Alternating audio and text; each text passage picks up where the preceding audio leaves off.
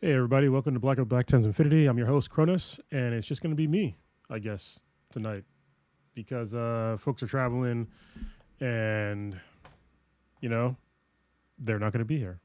So I know Prodigy's going up to the Bay. Old Ninja's traveling somewhere as well, and I know Blue is probably making a bunch of sweet potato pies. So folks are busy. I'm at home though, so I figured why not get something out. One of the reasons why I wanted to get something out is because I know that folks listen to podcasts while they're traveling, and this is one of the biggest traveling times of the year. So at least you get some kind of content from just me. And if somebody else is doing the intro, what would my intro have been? It would have been Bing Bop Boom Boom Boom Bop Bam. I'm on that shit that you wouldn't understand. So there you go. If you know what that's from, I will talk about it in a little bit. That'll be from Kendrick Lamar's new GNX album. And you know that I'm a huge Kendrick Lamar fan, so I'm going to talk about the new album in a little bit. Papa Bear is first in the chat. Hey, Papa Bear. And the listener of the week, once again, is Steve Zor. So thanks. Actually, Papa Bear, if you want to hop on here and chat for a little bit, you can. Let me know, and I can send you over a link, and we can bullshit for a little bit. So holiday season is officially here, and like I said, I want to get something out so you can have something to listen to while you're traveling. Hopefully, because of the climate today, you don't have some asshole person in your family bringing up a bunch of political bullshit during your Thanksgiving. If they do, you can always just leave the room. So no need to cause drama during Thanksgiving. Try to give thanks for something if you can. I'll give you some funny things to think about, some cultural things, especially if you know at least a black person. So if you're spending time with somebody that is black and you are not during Thanksgiving, and you're doing like you're hanging out at their place or their family's place, don't bring pumpkin pie. So I probably talk about it every year, but pumpkin pie is bullshit. Unless you're like doing like the from scratch pumpkin pie, which is slightly better, but it is still far inferior to sweet potato pie. So just a tip: if you are going to bring pumpkin pie to a person of color's Thanksgiving, like it better be on point, like legit on point, or people are going to probably frown at you.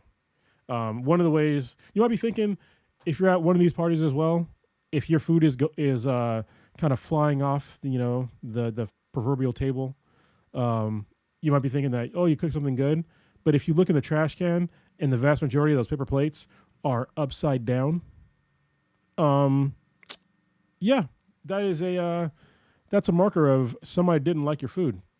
So that's just a pro tip. Yeah, folks will do that. So, and they put it face down to not disrespect you outright, but they will probably mention it behind your back.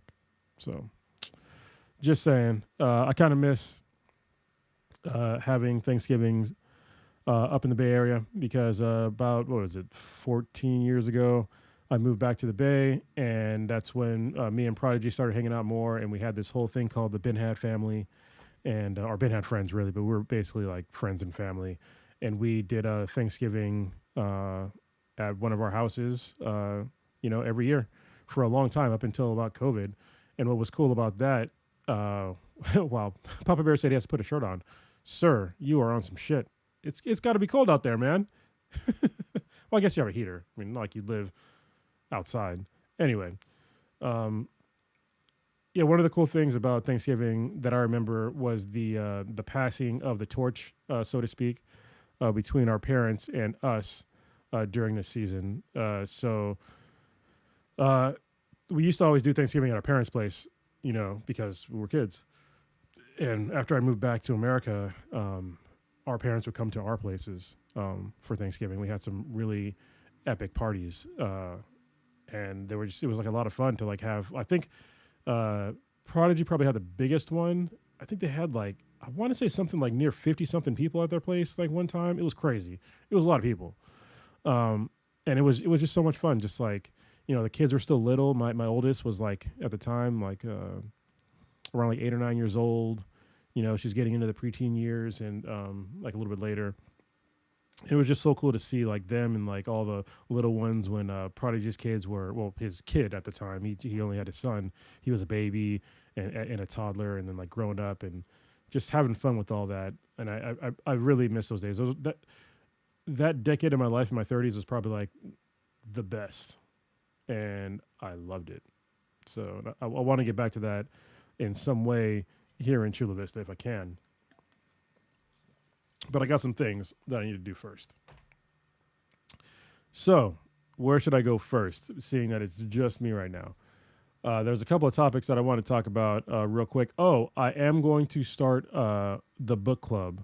And if Papa Bear comes on, I'll talk about it. I'll wait for him to come on to talk about that because he reads too, and you should too. I'm just saying, read or listen to some books because there's some really good stories in books, and sometimes you get to get kind of the inside scoop before some of these books get turned into series or movies or whatever. I know that one of my favorite ones. Well, I'll talk about it if Papa Bear comes on. What I'll talk about first is let me bring up my short list. This is not going to be a long podcast because it's just me, and honestly, it's hard for me to just talk. Oh, yes, I am still here. So yeah, I guess I do need somebody else to hop on. So let's see.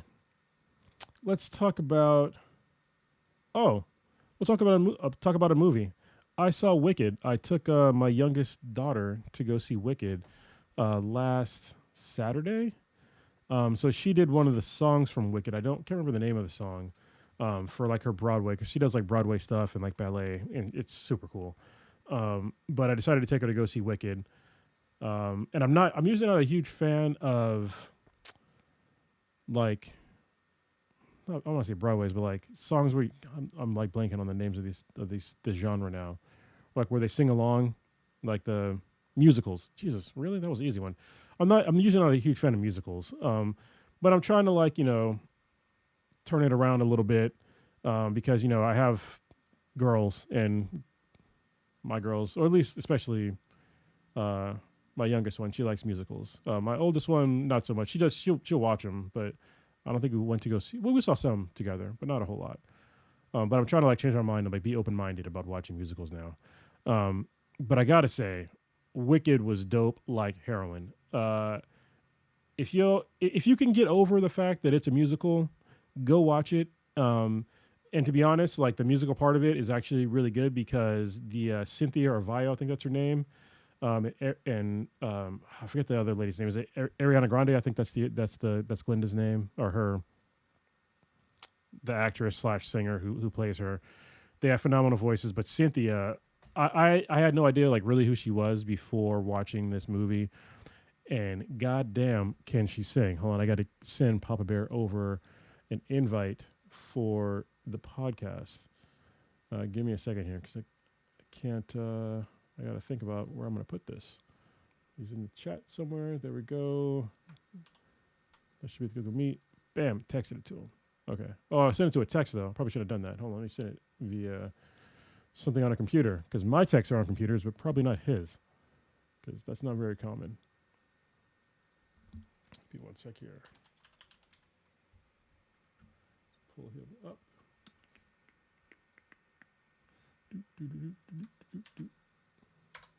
All right, there we go. So I sent him the invite.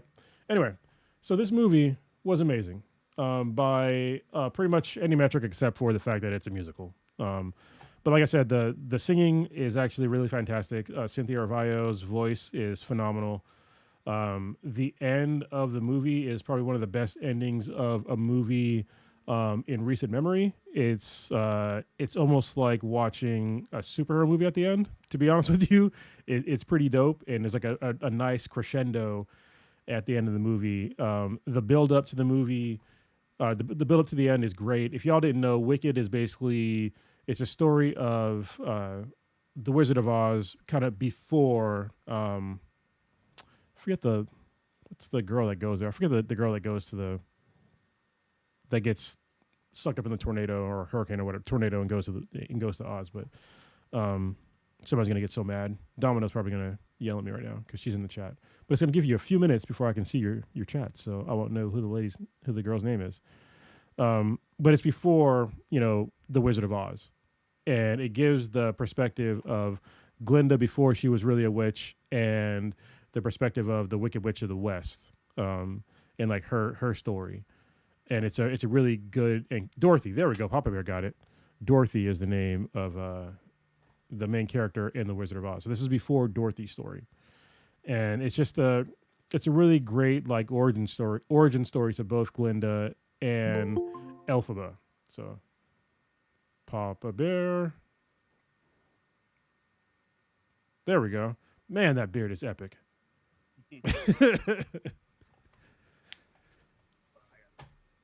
Oh, you're super low on the audio. You on the wrong mic? No, it's here. It's just Okay. I was facing that way. Gotcha. What's going on, man? I'm moving around. I was like already getting to bed, and I'm old. You're old. I mean, dude, I had to take some naps a couple days. Like last week, I had to take like 3 naps, and I was very concerned I might actually go see a doctor. Just It was just so yesterday was one of those weird days. Like it's still weekdays. Like so I was still working and stuff. hold on, you're still low, like really low. Let me. I gotta adjust. Yeah, I can fix it on Streamlabs, but you'll still be low on my headphones. I'll get it. Just give me a second. There we go. No, that's better. Maybe just closer to the mic. Combination. If you can't tell, a little bit of a upgrade here. So I've got a Shure Super 55. It's the blue, like Nice. classic one, and then I picked up a new Focusrite Scarlett 2i2. So it's a 2 input and a little bit of a monitor. So knowing that I'm going to do a little bit more recording, I was like, I got this, and I was waiting to get the input monitor thing, but so I still had my alarms set. So yesterday they went off, and this doesn't happen to me, right? So I turned off that alarm, my 4 o'clock alarm, and then the 5 o'clock. Oh, and you're saying 4 a.m. You're saying, right? Not 4 p.m. Okay, that's very unreasonable for a normal person. Just saying. Anyway, keep going. Sorry, that's when I wake up. And it was like 5:50, and my first meeting starts at 6 a.m. And so I was like, Cindy woke me. She's like, "What time is your meeting?" I was like, "I got plenty of time." It's like, "What time is it at though?" It starts at 6. She's like, "You have 10 minutes." I'm like, oh my god, that never happened to me, because today was more like what my normal day is, which is my 4 o'clock alarm goes off, and I'm gonna go back to sleep, and that doesn't happen. My brain is just spinning, and I'm, thinking of all of the things I could be working on, and it's like, nope, I gotta get to work. So that's normal day. So today was like, I probably should just go ahead and go to sleep. I was getting a little sleepy. Yeah. But instead, there we go. Drinking a beer. I mean, don't knock me too bad, but dude, I'm not judging. Like it. Yeah, I gotta keep the calories down. Got enough coming tomorrow. So. Yeah, I totally get it. I'm drinking. What am I drinking? This is just vodka and a seltzer, Topo Chico. So. Gotcha. I heard you talking a little bit about Thanksgiving. Saw a pretty good one today, if you want. Yeah. So, if Native Americans had given the Pilgrims donkey to eat instead of turkey, tomorrow we'd all be getting a piece of ass instead. Yeah, that we would. It's actually another thing that's like really weird about the whole turkey thing is that turkey is only normally eaten at like this time of the year, or in like lunch meat. You know what I mean? Or like lunch meat. That's it. But that's it. Yeah. Like it's so weird. But you can make turkey anytime you want. Mm-hmm. Yeah, we'll do the because it's easier to cook just much smaller, just the breast, like you can get in a package, because it's much easier to manage, and it's still several days worth of food. It's crazy. Yeah. So yeah. So what? How you been, man? It's been a while since we've been on the podcast together. Yeah. Yes, and especially long on being on yours. So yeah. I mean, for this crew, you haven't seen me probably with all this going on. Yeah. Working Space Development Agency now. Hmm. Retired from the Marine Corps. There we go. I Yep. was gonna say you got to say that part. Yeah. So it's funny because I did try to get in while active duty to be an active duty Space Force service member from the Marine Corps, but they wouldn't let us do that. So then I had to retire. You're too old, right? Join- Because it's 42, isn't it? So it was going to be like inter-service transfer. So I would have kept my rank Ah. and done all that, and stayed in, because it was all they were looking for folks from the other services with space field type experience. Yeah. I'm like, man, I've been doing SATCOM for 18 years. Come on. But nope. I had to retire in order to get into the Space Force. So I actually looked it up because somebody asked me the other day about Space Force. Like, what is Space Force boot camp like? And it's Air Force boot camp with like some extra Space Force shit. And then I also found out that the vast majority of their jobs is like in cybersecurity or cyber something, and their reenlistment bonus is up to $180,000. It's serious. So they like it's a very technical like community, right? Like nothing that they're going to be doing is here on the ground. So everything is much about computers and connectivity, and so it's Cindy told me today, she's like, when I tell people what you're doing now, I have to say, like, I say, oh, he works for Space Development Agency, and of course they're gonna be like, what does that mean? Yeah. And it's like, well, he's working on new space technologies for DoD. So it's like, so he's like a rocket scientist, Rocket scientist. Yeah. kind of like, sure, if that helps you, sure. That reminds me of like in Idiocracy when he was like, "Yeah, he's like, don't be sad. My wife is tarded. Now she's a pilot." I was just like, "What?" Yeah. Also, Idiocracy. I need to rewatch that again because that's like it's being way more relevant now. They need to make an Idiocracy 2 to like update it because obviously he didn't go dumb enough To make it unbelievable. Yeah, Like the shoes, the whole thing with the shoes in the movie. the shoes.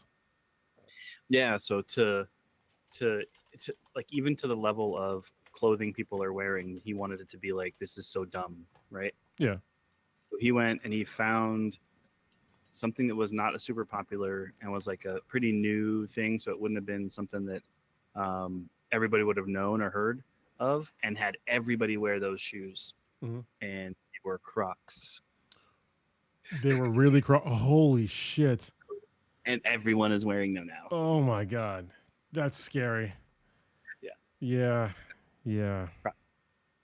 So yeah, it's very prophetic of that movie. It's unfortunate how prophetic it was. I keep saying we're in the timeline where Marty McFly fucked his mom multiple times. So yeah, that's why we're here. And it all branched from there. Yeah. Yeah. It's all right though. We have 4 more years. Yeah. Then it's just gonna. I don't even have hope anymore. I have no hope for that whole office.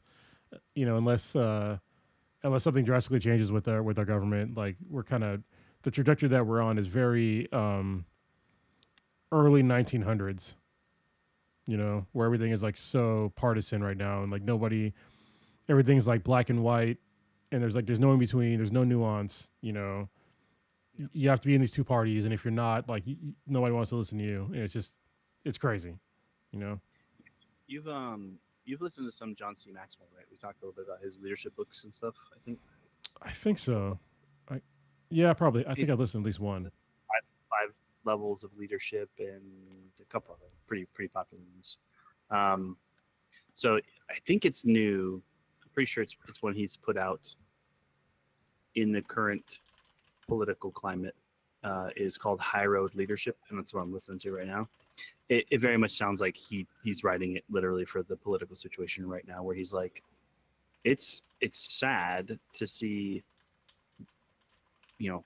government today is using the simplest tool to get people emotionally charged rather than, making decisions based on the best person to help, keep the country going forward and making progress and doing all these things. And instead, it's just whoever can get you most emotionally fired up, and it's an easy tool to trigger.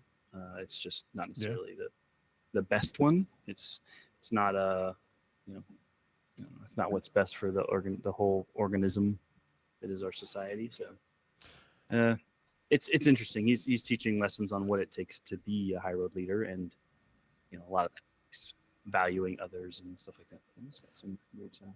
Well, I think that most people don't understand like what a really good leader is, and we haven't had like really good leaders in a while. And actually, after the election, I had to do like I had to sit down, calm down, and do kind of like a post mortem of like what I was actually seeing um, after the election. Of like it's not half of America that is the problem, and I don't even want to be because like even saying the problem makes kind of like the us versus them, which I don't like doing. But when you get down to it, it's not even anywhere near half of America that voted for this dude. Like it was, 76 million people, I think it is at this point, maybe 75, 76 million people. There's 330 million people in America. A lot of folks didn't vote. Obviously, a lot of folks can't vote, but a lot of folks they didn't vote. You can see through like the who voted last time and who voted this time. There's a whole bunch of people that are missing. And I think that when you have voters that are missing that were voting in the last election, there's a serious problem with the candidates. And we've seen this kind of. I mean, last year, our last election, it was at a time where I don't think you can replicate that scenario again. Without having like better candidates, and we're not. We've had increasingly shittier candidates. I mean, like both of these, like this one election cycle is so weird because there really wasn't a primary for either party. You know what I mean? And that's like, yeah. So like, how are you going to? I think it's bad for both parties because what a primary is really good for on both sides is even if like somebody wins, you still see other people in that party, and you get to get introduced to them, like what you like about them. You know what I mean? They might not win the party, but you still get to. You might find like my guy was Andrew Yang. That was my guy. He didn't win, which is fine, but that's like I loved his message.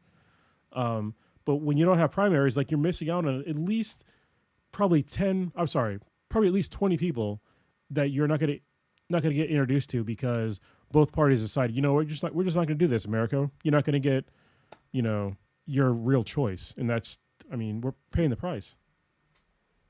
Yeah, I mean, so the Republicans had a few, just didn't go as long as it normally does, and then, and they weren't very serious. Yeah.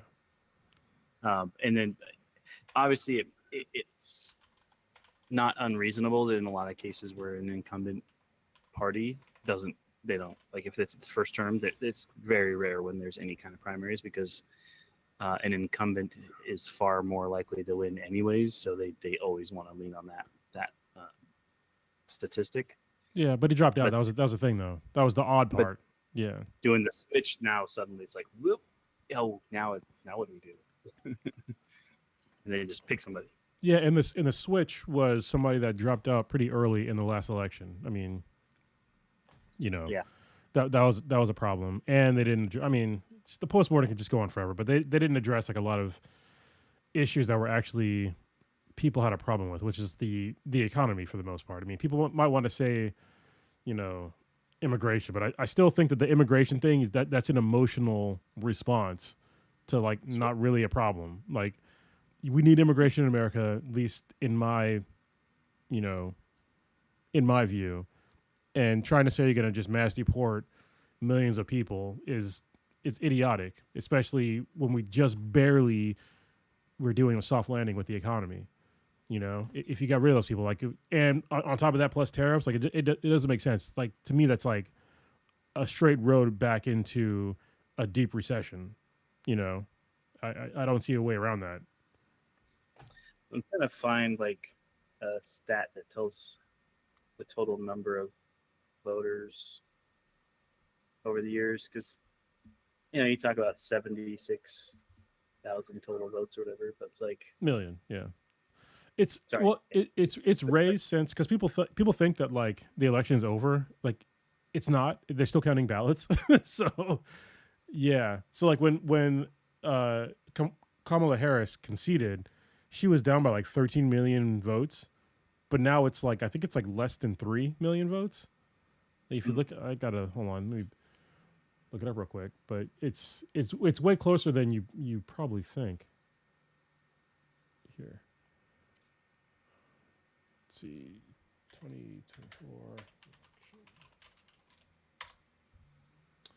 All right, so right now the way it stands is Kamala Harris has 74 million votes, and Trump has 76 million votes. But when she conceded, she had like 63 million or less. Mm. So I mean, they're still counting ballots. A lot coming in late, yeah. Yeah, yeah. But I mean, she So still lost because of the electoral college. So yeah. electoral, yeah. What I'm seeing is in the 2020 election there was like 158 million. Okay. Yeah. So it's like just over half. You were saying. Yeah. There was a lot of folks. But hopefully somebody will. They're gonna have to do like the next election cycle is gonna be something different because they're gonna have to build up somebody, both parties, over the next 4 years.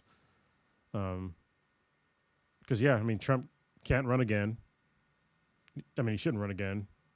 He- but he literally can't run again. He might try to do something that'll like Make it seem like you could, yeah. yeah, but he can't. And don't get me wrong, like things are definitely in his favor to like change things to make him run again. But I mean, the guy, he's old. It's only a matter of time before he starts going the same route as Biden. To me, he kind of already has, but people are just kind of like not talking about it. Um, you know, he's somebody of that age should not be running uh, the country. And looking at his cabinet picks shows me that he's very unserious about his cabinet picks. So Yeah. yeah. This chart includes a like, and this is how it's usually reported in the news, I guess, which is as a percentage of like voting eligible population. So 2020 was 65.8% of eligible voters voted, and then it's 63.7 so far this year. So it's actually not as far off as it seems. The number seems weird because it's actually 155 million right now. Huh. Okay. Way higher than what I was thinking we were. Well, Maybe that was probably based on when we first were looking at it. yeah, because like if you looked at like when she first conceded, it seemed like not a lot Yeah. of people voted, but now it's like they're still counting because that's how elections usually work. Um, that's why I don't like when people say it's like now it's like oh she got blown out. She only got blown out by like the electoral college. When it comes to like actual voters, it's way closer. And I think if they would have changed the messaging or just had a different candidate, unfortunately, like I hate saying that, but um, and I even hate like saying that I want a Democrat to win because that party is fucking problematic to this day. Like both parties have their problems, but I tend to try and downplay. I don't try to downplay because I'll talk shit about both parties. But if you look at like what Kamala Harris is running on, like it's very hard to differentiate her views from like a typical Republican. Yeah. Like to be honest with you. I think Jon Stewart kind of pointed that too. Is like there wasn't a not, or there were very few subjects that they disagreed on or were, on different position on, or at least that they specifically addressed during the campaign that they were different on. Even this idea that there was this big, like, push in her campaign for specific LGBTQ like rights things. It's like that was not in any of the ads. No. It was not in any of the stuff. It was stuff that others were pushing, saying that she was like specifically campaigning about. Yeah, she didn't even talk about her being, a biracial woman. She didn't talk about her blackness or her Indianness or any of that stuff. What she hammered home was, hey, I've got a Glock. We're gonna keep these wars in Ukraine and Israel. We're going to, I'm gonna campaign with these Republicans, and it's like that's very distasteful to like your actual base. Like, what should be your actual base?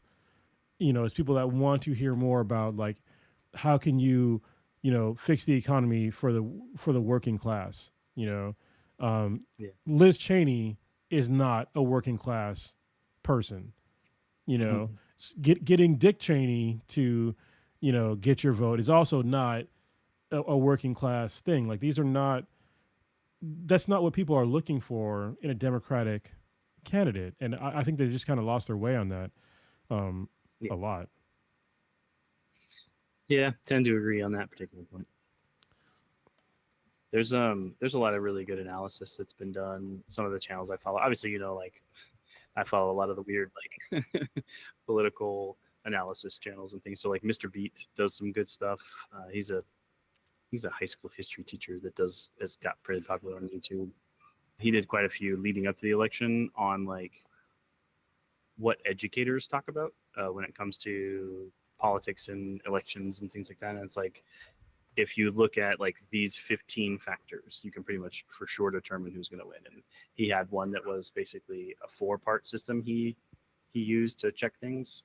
Um, and it's crazy because in I think the heaviest weight was on like economy stuff, Yeah, and the fact that it was down says that they'll lose. Like he's like it's really hard to overcome that because it affects the average voter, and if you don't have a way to say like that's not what we're going to be doing, even though as we've talked about and they talk about it too, it's like generally has nothing to do with the person who's actually running or who is currently sitting in that seat. yeah, It's still the way people feel, and what you feel is what you vote. yeah. I mean, and you have to address it. Like that was the problem is that if you're sitting there and you're seeing your so this is the not the problem, but for me, I make a decent amount. My salary is a decent amount, so I'm okay. But I do see, the prices of everything going up. Like right now, gas prices are going down, but for a while, I mean, I drive a fucking V8. So when gas prices were like $5, like that was like a lot of money.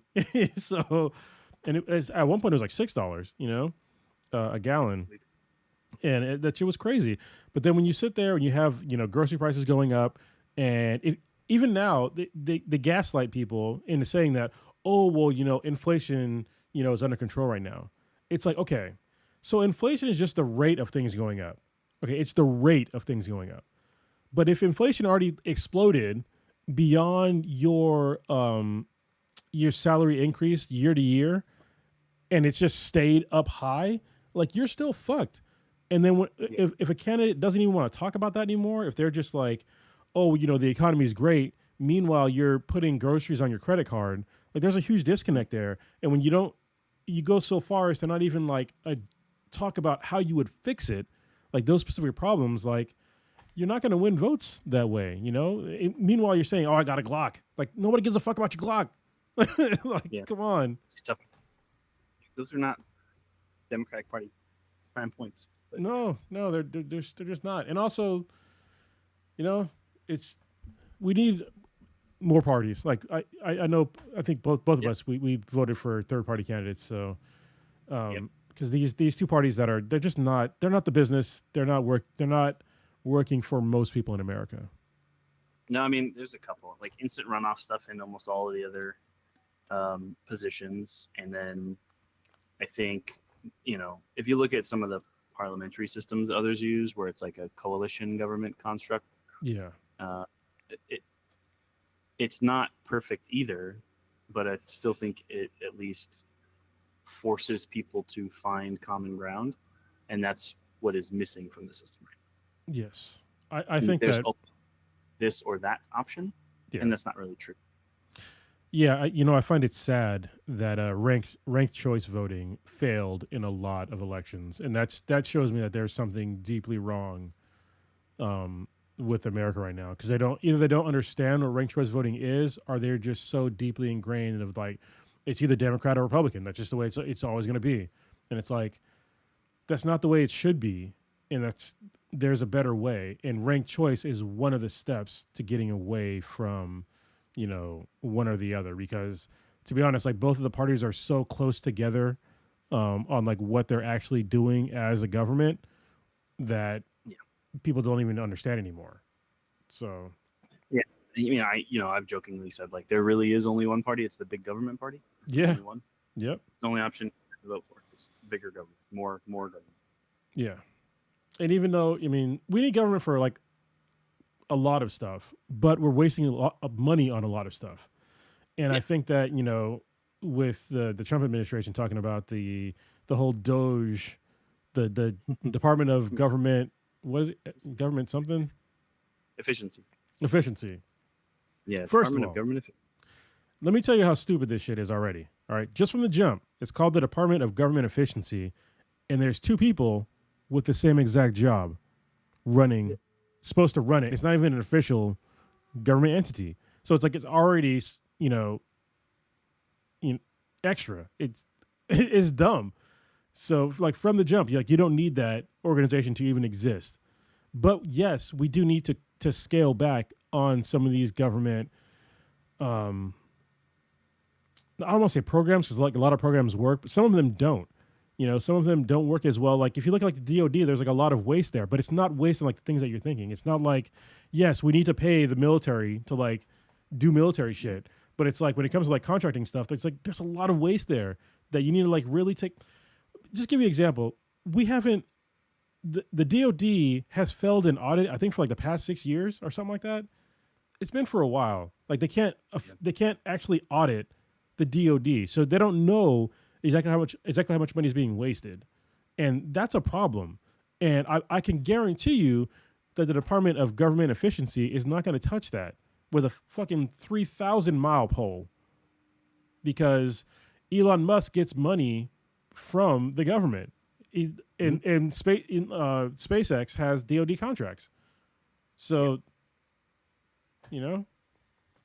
Well, I mean, and on some level too, it seems you talk about the redundancy of being two people in there in an organization that shouldn't exist. But there's also already the DAO, which is or GAO, the Government Accountability Office. Yeah. So it's like, what are they doing then? Yeah. Isn't that their job? I mean, it's the same thing when they announced Space Force. What did I say? We already have SPA War. Like that organization technically already existed, but it wasn't an official branch of the military, but it was there, and now they renamed it to NavWar. But whatever. Yeah. So a big part of and there's a few arguments. There's always like there's one or two that you're like, okay, that point makes me think maybe there's some substance to it, and I think of with the Space Force branching away from the Air Force very much the same as the Marine Corps being separate from the Navy. Like, yeah, cool. We could just be a part of the Navy, a specific group of people who do the landings and are like the Navy's infantry forces or whatever, right? But then when, a submariner becomes a battleship captain or a carrier commander, right, and then picks up 4-star admiral and is like the PACOM commander, he does not give a crap about the Marines because he's never done that thing. Yeah. And so it's the same with the space aspects of the Air Force. It's always a fighter pilot who becomes the general, who becomes in charge of these big commands that makes all of the decisions for the whole Air Force and does not have any idea what these space guys do. What are these space weirdos doing? That's a good point. So they make decisions that fund them. They don't make decisions that support them. And so in order to allow them to have their own advocacy, that was a big part of why they want them. So to me, that was like the one. I was reading through some, I was like, all the rest of those, cool, got it. But like that one makes a lot of sense, which is super funny because I listened to a podcast the other day that said one of the things they left in the Air Force to handle for them, like you talked about, there's boot camp, you just go to Air Force boot camp. We don't need to run our own, and then we'll bring you through our training, and then you go to this other stuff. But like they left public affairs to the Air Force too. It's like, well, but then they're not going to advocate for your news stories, and they're not going to tell your stuff. Also, there's a serious discussion at the highest levels in the Space Force right now to be like, yeah, we probably need to pull over and start our own PAO section because we might have messed up by leaving that over there. Well, I mean, it's going to be some growing pains, right? Now, what's funny is like I almost think of so when the Marine Corps split from the Navy, it's kind of funny because like the Marine Corps is like the baddest ass branch out there as far as like basic, military unit. Marine Corps is we're the best. But I mean, we're talking in an over here, but yeah, sure. Yeah, obviously, but if you look, I will if you take a fucking Marine boot up against like any other boot in any other branch, I'm picking the Marine. So because he's been through he or she has been through some they have been through some shit.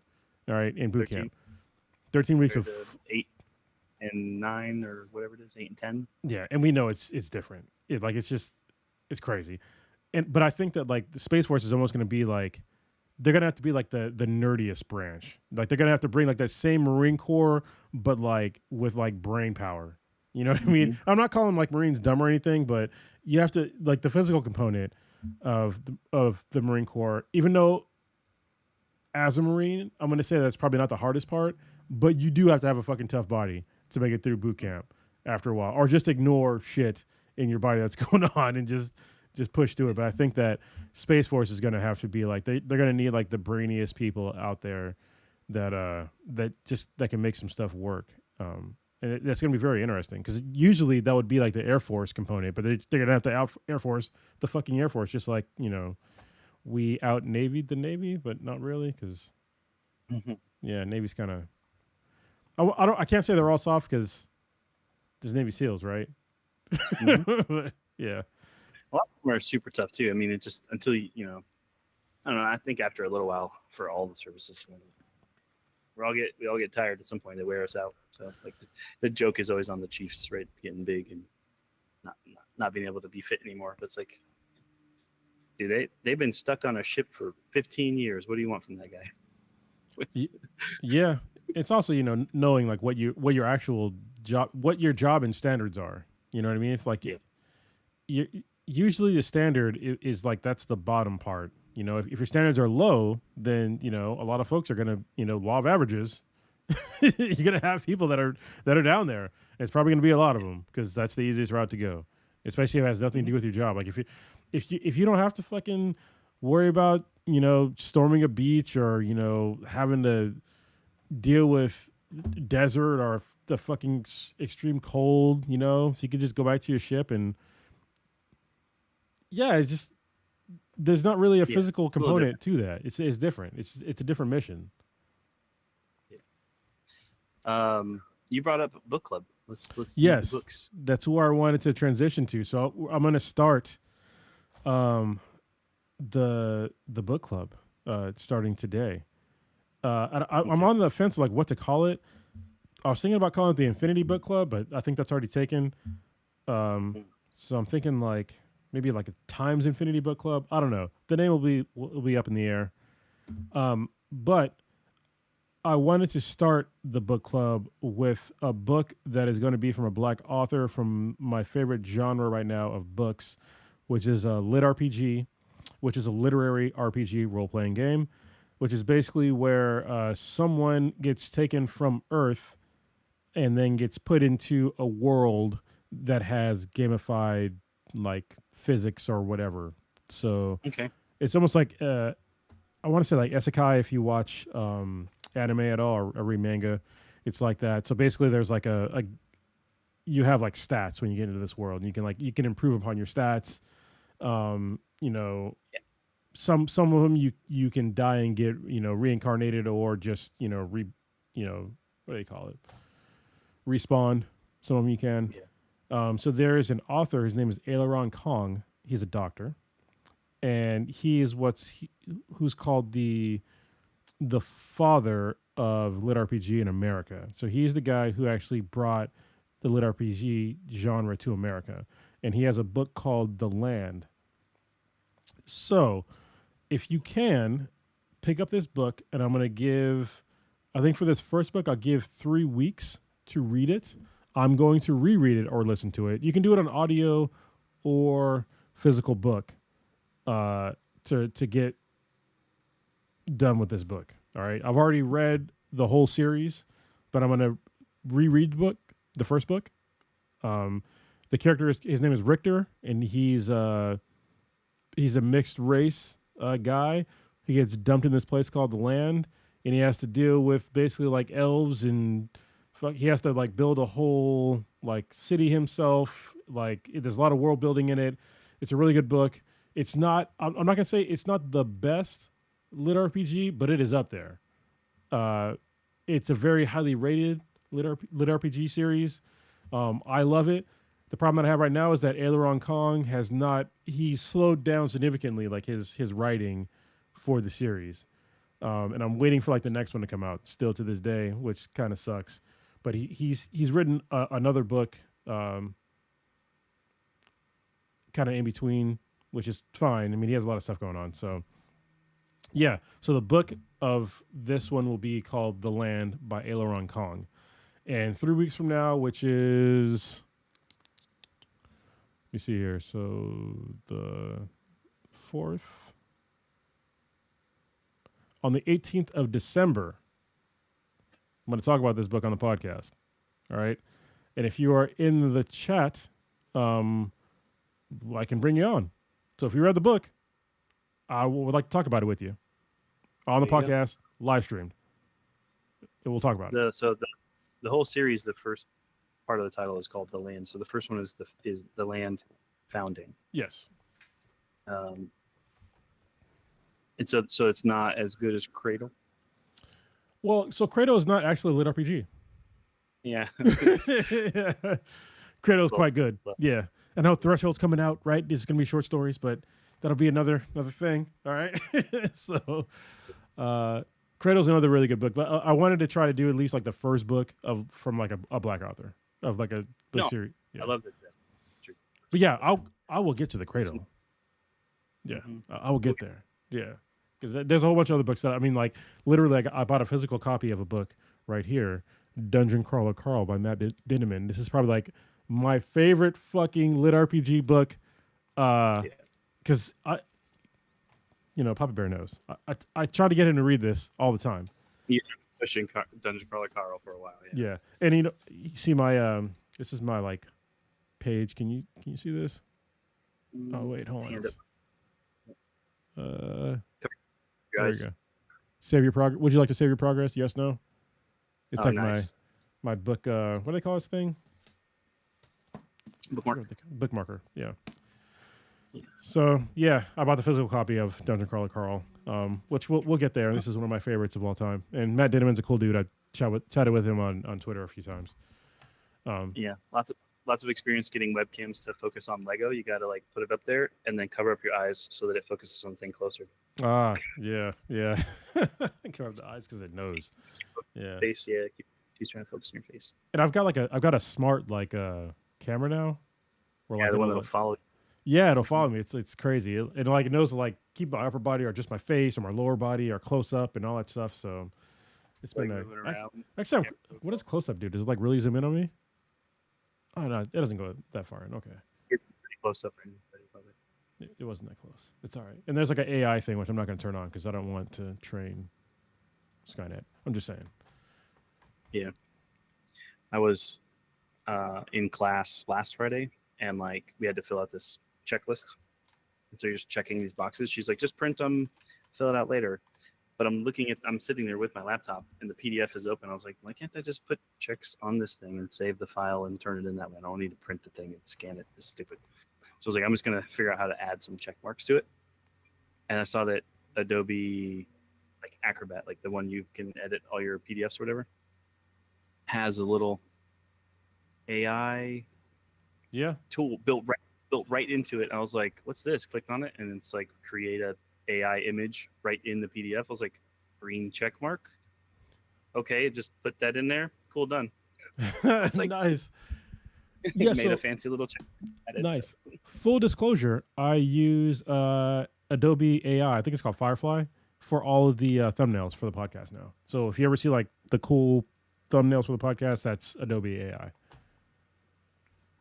Yeah, I need to work on that. I've been I guess update too. I was streaming some of that Timberborn game. I've been doing that on Twitch a little bit. Mm-hmm. Tell us more about Timberborn. You want to know? I mean, I can share my screen. Hold on, let's open in another tab. So Timberborn. He's playing it right now the whole time. Yeah, it's rolling. No, I paused it because I ended the stream and we still haven't gotten our first drought. Anyway, so let me catch you up because that sounds like Sims.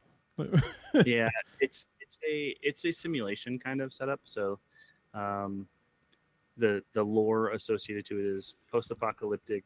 Humanity has managed to wipe itself out on the planet, and so if we think the creatures that are available on the planet that are industrious, kind of like us, and change the environment to suit their needs, the next most industrious type one is a beaver.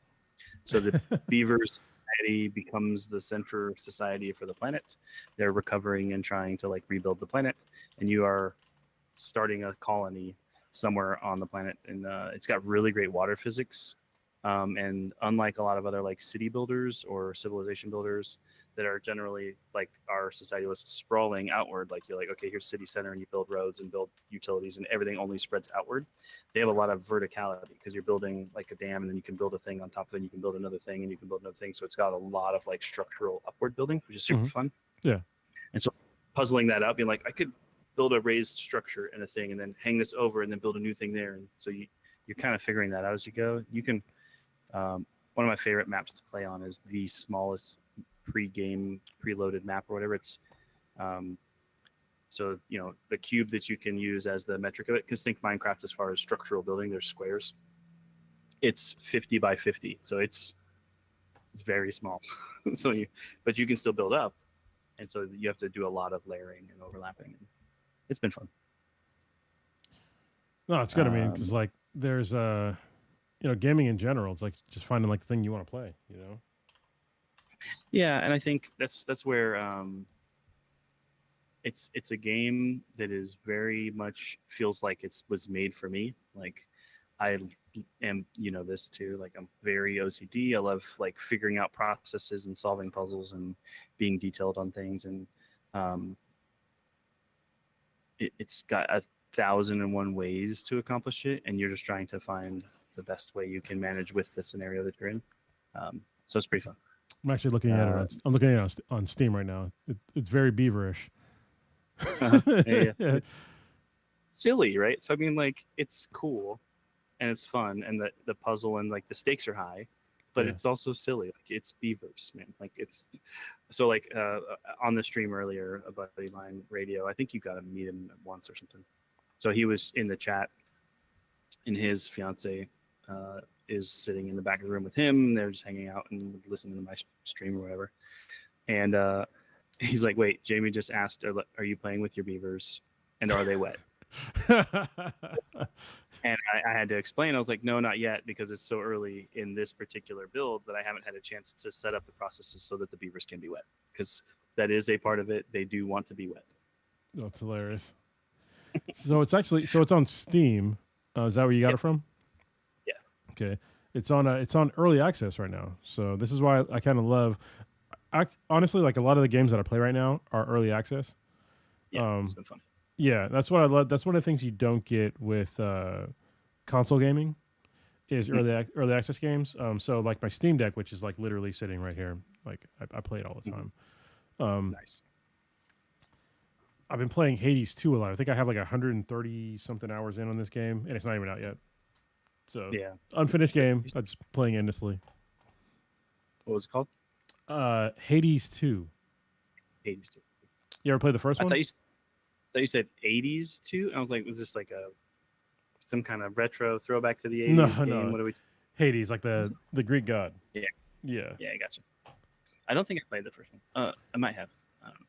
The first one's really good, and the second one's even better. So it's basically it's a roguelike game. So basically, the game is very difficult. You ever played a roguelike game before? Yeah, I played one that was one of my favorites. It's roguelike, but it's 2D side scroll ninja stuff. It's fun. What's it called? I'd have to go back and look. It's because it's ninja something. Yeah. But it was very good. I think it's one of the few in a long time that I was having so much fun. I made sure that I got every single achievement. Like I'm just gonna get all of them because I'm having so much fun. I'm gonna do whatever. Okay, I gotta start over again. Mark of the Ninja. Mark of the Ninja. All right. So like part of it is you have to select specific outfits, and you have to select specific tattoos, and you have to select specific things, and it changes your skill sets. And so then you go into a specific level based on the choices you made. You have to kind of attack the level in a certain way. If you don't, then you're at a serious disadvantage. But then like, so you could choose a build out sort of that's like full combat style. Like you just plan on going in and just waxing everyone on the level. Yeah. But then if one of the achievements was for that level was for no one to see you and for you to accomplish all the objectives and completely sneak through, means you got to change the build out and do it again. Yeah. Yeah. Super fun. So you might not have unlocked some of those things. You're like, oh, I got to go unlock this other thing, which means going to this level and doing it a certain way. It was very the replayability, which some games have, some games don't. That stuff. Oh, this looks fun. I might get this. It's literally like $6 on Steam right now for the remastered one. I played it when it first came out. It was so good. I was super obsessed. Like it was one of those ones that I went on TAD trips like to do conferences and would go back to the hotel room and play it until like passed out and like would go back to the conference the next day. Like I'm gonna buy it. It's so fucking cheap. And it's the graphics are good. Like it is even in the original version, it was pretty looking. Like I don't know, it was fun. The blood spray is quite good. Yeah, I was like when I clicked on it, it was like I had to put in my birthday because I didn't log into Steam yet on the thing. I should have brought up Steam like the actual app, but I didn't. I forgot. Oh, yeah, it's quite gory. Yeah, let me just do this. So yeah, it's one. Sorry, we're just playing. Oh, I pulled up my actual Steam. I guess you do normally do this on your guys' show. I was like, sorry, we're totally going off on video games. No, gamer stuff is we're good. But yeah, it's totally within our wheelhouse. So one of my I love that it's early access, but this version that they just published, version 6, included a lot of really good water physics things. But probably the biggest thing for me that has been a big change for me, because I was playing version 6 in experimental mode. So I always go even a step further, go past playing early access and go to like, I want to play the experimental versions and give you feedback. Yeah. When they published it, they also published their workshop. So now all the mods are available. Mods are easy to actually download and install through Steam. And somebody built, and there's a couple of them, built like a whole other faction. So there's 2 like main in-game Timberborn factions. Mm-hmm. And this guy completely created a completely separate mod with a whole separate faction. And that was super fun to just play this whole different structure and try to learn how the technology integrates. And is like relearning the game, but not all the fundamental mechanics, but how this faction works. I don't know. I had a blast playing that too. So. Oh, that's cool. I just got the game, by the way. Just added it to my Steam library. Mark of the Ninja one? Mark of the Ninja, yeah. Yeah. It's good. I think when you guys get back for your regularly scheduled episode, instead of having this weirdo on there, you're going to want to talk to them about it. You'll be like, dude, I've been playing this game. You're not weird. You're one of my favorite people. So, yeah, I look forward to playing it. I have time. I have time to play it. All right. Give it 15 minutes of your time. Just try it out, and you won't put it down. I don't know. I mean, I'm a huge rogues like gamer right now. Like it's been like my jam for like a while. I will say it's very lightly rogues-like because like it came out before. What was like the first one that is kind of what people are defining as that now. I mean, Hades was one that was the biggest one, but there's like Dead Cell was another one. There's been a few. I think it was even pre-Dead Cells, but like just this. It's where, because it's so hard, that's what people like think defines rogues-like. It's like that's not the point. The point is that you should have options to sneak a level or combat a level, and generally if you choose combat a level, like it's gonna be hard because the fights are hard. But if you can improve your stealth and do some of these other things, then you can kind of rogue through it. But yeah, and I think one of the cool things about roguelikes games is that the fact that in the beginning you're probably going to die a lot, but it gives you like incentives as you go on after you're dying to like make it a little bit easier, and then to craft the kind of gameplay that you want to do, and to look for like these certain upgrades in the run to like give yourself a better chance of winning. I think those are like the best kinds of, like, to me, like the best kinds of rogue-like games. It's hard to fucking say. Mm-hmm. Anyway, are the ones where you think you found like the best build, you beat it, you get your run in, and all of a sudden, like the next time you play, you get fucking demolished. You know? Yeah. I I did some weird stuff like back in like maybe it was early Fallout days, maybe it was Fallout 3, and like I decided I wanted to try to go full tech only, like just be a super nerd and like invent everything and see if I could survive. You cannot. It is not possible. It's just it like you can invent cool stuff, but like you can't survive a fight at all. Like it's not worth playing that way. It is Yeah. terrible. I had to start over. It's like, okay, that didn't work. Yeah. You need violence at some point. You know, you got to be able to defend yourself. Yeah. I was trying to be like, can I put the tech stuff out? Like, can I throw a thing and stun them all and then go that way? No, doesn't work. Yeah. All right. What else is on my Yeah, handy what'd you dandy list here? I know there's one subject that you're not going to know anything about. Yeah. It's Kendrick Lamar's album, but I can save that for later. Yeah, I don't even know those words. I also didn't watch Dan to Dan, whatever you guys been talking about. I'm like, Dan oh. Dan is like, dude, if you want to watch an anime, I'm just saying it's one of the best. It's my favorite anime right now. I like anime so much that I feel like if I started to actually give any time to it, I would lose so much time that I don't already have. Because when I first encountered anime, so I took a film appreciation class in high school, Mhm. and we watched Akira. Love that. Love that. It's a very, very good one. And so then I was like, okay, I like that. I like that. So I mean, this curriculum was one of the best I've ever. It was that, and we did Seven Samurai, and we did like he knew like how to hit you like across this whole spectrum of storytelling, and those two made me like I want to learn more about this stuff. So I started watching a little bit, and I got into Dragon Ball Z, and got super obsessed with Dragon Ball Z for a while, and I was like, I can't, I can't go down here. I can't keep going into this kind of stuff. And I think anime has this weird knack for doing that for me. So I'm like, yeah, I'll follow other things for now, unfortunately. So a couple of things. What's interesting, so about Akira, it's like that's not my first one that I watched, but it's a fantastic anime. If you listen to this podcast, you haven't watched it, I mean, you need to watch it. It's like that's kind of like core anime. But when I was on the 11th MEU, and MEU stands for Marine Expeditionary Unit, in 2002, I went to Singapore, and they re-released it in theaters, and I watched it in Singapore, That's awesome. in theater, and it was dope. And I think another thing that's really good about anime, especially if you're a guy, especially a young man, watching, especially like shonen style anime. This is like kind of most anime that people watch. Is that the main character is always like a guy or kid that's kind of like the shunned aside kid, and then all of a sudden he finds like his power, and he gets to like build upon his power constantly over time. And I think that's like what most people kind of dream on doing, is like being the guy that was kind of like, not accepted at first, but then you gained all these skills to become a better person, and then you just become like a badass. That's what we all kind of aspire to do, right? And it's very appealing to, I think, any kid. I think that's why it sucks everybody in.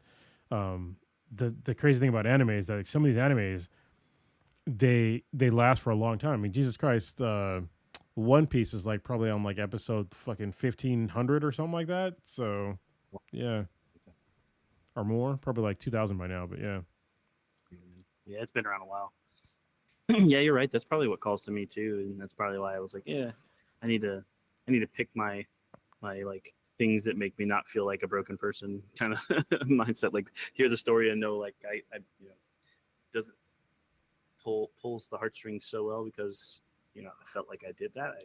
I was like struggling and made it to be successful as an adult. It's like that didn't necessarily have to happen in seeing these stories.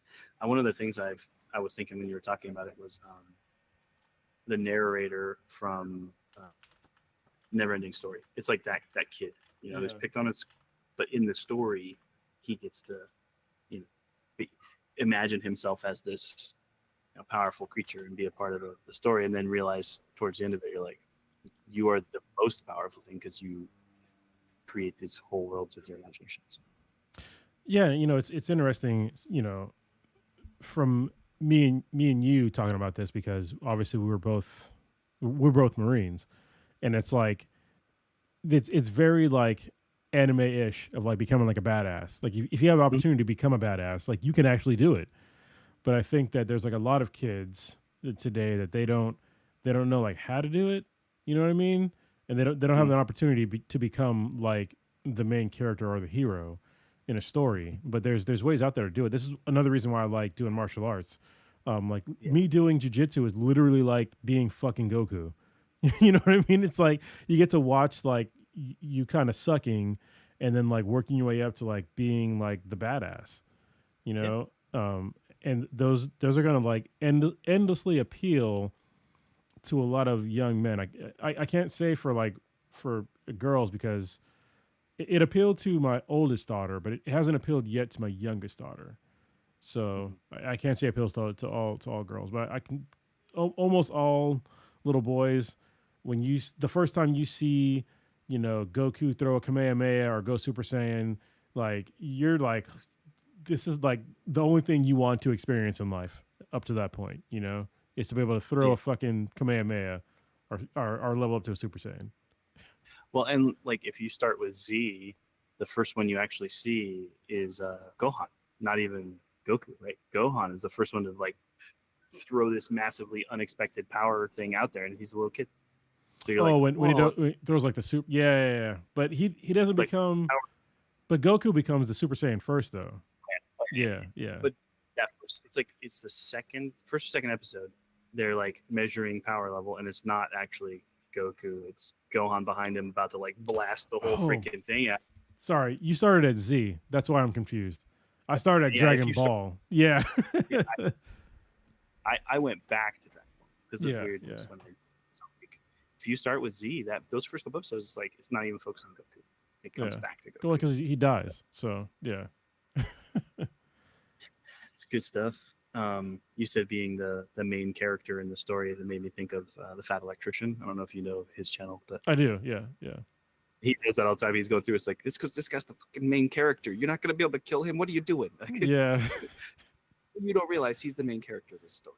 You know what's funny is like after you have kids, is like you are no longer the main character in certain scenarios. In a lot of scenarios, like like anytime I go to school with my youngest, like I'm an NPC. Like I'm not. She's the main character. I'm not. And Mhm. it's very interesting to like take that step back and be like, it's okay. Yeah. Like, what can I do to make your story cooler? Yes, exactly. That's how that you're supporting cast. Support your kids. Yeah. You know. Hey, there's awards for that too. Yeah, yeah. I love it though. Best supporting. I didn't think that I didn't think about like the whole like being like not the main character up until like my 40s probably. No, like probably late 30s. Late 30s when I was like, hey, like my kids like the way that human society is going to continue to get better is not through me anymore. It's through like what I can give to my children, and they have to like, you got to pass the baton to them, give them the right tools so they can make it better. I can do what I'm doing right now, but I mean, my time on this earth is finite. Like at this point, I'm like, I'm planting seeds for trees that I will never see the shade for. And Yep. once you realize that, I think you might become a better person, maybe, but there's half my life is gone at least. So I got to do what I do to make sure that my kids can do their best. Yeah, on average, more than half. I think I Yeah, saw something the other day. It's like people talk about, over the hill, halfway there, midlife, whatever, at like 50. It's like, but the average lifespan is 70 something or 80 something. So it's like, so it's yeah, 38. 38 is halfway. So if you're over 38, you're over halfway. It's like, yeah, oh, yeah, yeah. My aspirations of living to like being 90 or 100 are just like honestly, like I didn't think I was gonna make it to 25, yeah, and I'm past that now. And then like now the big one for me is gonna be 55. So that's when both my dad and my uncle died. So that's like for me, it's like I got 10 years, hopefully more. But if I get 10 years, like I'll be satisfied. So yeah, I know you. Yeah, we've definitely talked about those numbers for you before. So it's every day you wake up for, right? Yeah, yeah.